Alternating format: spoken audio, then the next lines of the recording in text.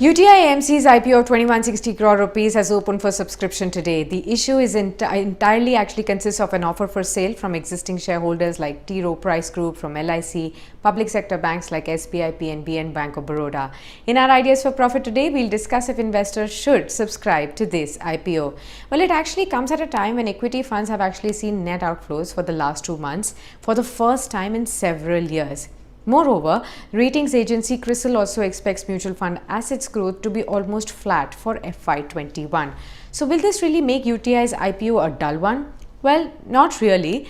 The mutual funds industry was so far going from strength to strength. The assets under management, or the AUM of the Indian mutual fund industry, has also grown, if you see, from 12.5 trillion rupees in August 2015 to 27.5 trillion rupees as of August 2020. That is more than a twofold increase in the span of just 5 years.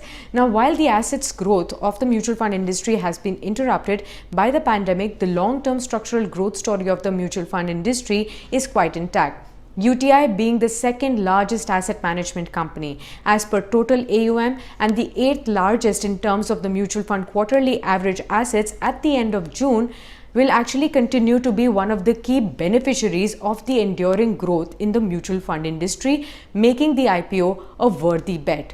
More importantly, the issue is also priced very attractively and leaves a decent upside on the table for investors also.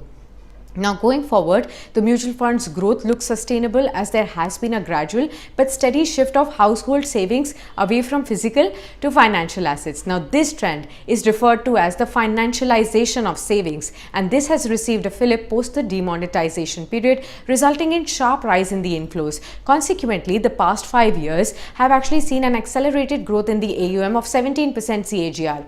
Multiple factors have actually come together to deliver this kind of a growth, and product innovation in terms of SIP plans, or if you see the improved reach and the penetration by the AMCs, they've all together played a key role in bringing the small investors to the mutual funds fold.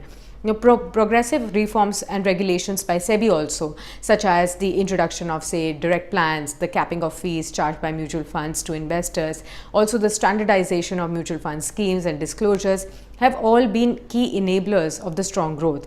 Now, a key question comes to mind as to why should one consider UTI AMC among the overcrowded over 40 fund houses.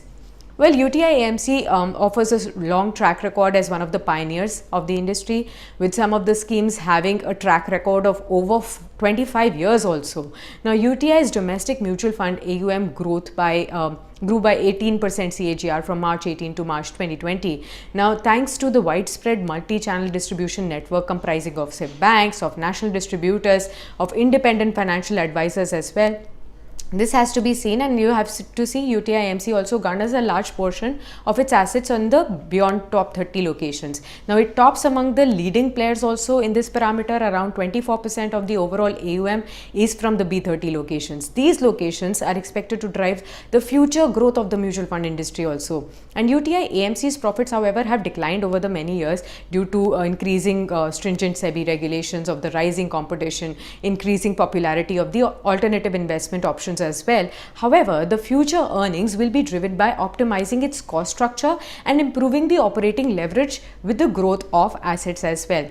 Now, valuation is the biggest comfort right now. Investment in AMC stocks is relatively safe when you compare it to any other financial services stock today, as there is no balance sheet risk. Also, the return on equity is quite high, and there is no requirement of additional capital also. Now, at the upper end of the price band of, say, 554 rupees, the IPO is priced at 4.6% of the FY20 AUM, which is much less when you compare it to the listed AMCs, HDFC, Nippon Asset Management. Now, UTI's return on equity is relatively lower when you compare it to the listed AMCs because of the heavy capital structure. However, the dividend payout is expected to increase substantially over the coming years. Now, given the sectoral tailwinds, the attractive valuation, current popularity of the IPOs as well, investors can actually look to subscribe to the issue for listing as well as long-term gains.